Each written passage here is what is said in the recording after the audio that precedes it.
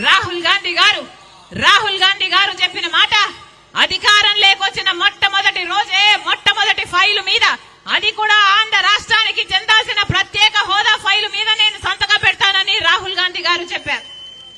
ప్రత్యేక హోదా కావాలి అంటే కాంగ్రెస్ పార్టీ అధికారంలోకి రావాలి. పోలవరం ప్రాజెక్టు పూర్తవ్వాలి అంటే కాంగ్రెస్ పార్టీ అధికారంలోకి రావాలి. రాజధాని తలెత్తుకునేలా మనకు రాజధాని రావాలి అంటే కాంగ్రెస్ పార్టీ అధికారంలోకి రావాలి.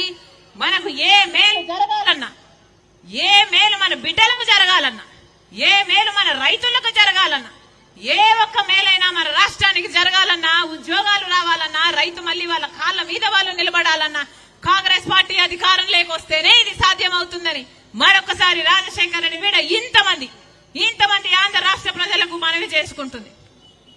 మరొకసారి ఇంతమందిగా రాజశేఖర రెడ్డి బిడ్డ వస్తుంది అని చూడాలి అని, వినాలి అని, ఆశీర్వదించాలి అని మీ పనులు మానుకొని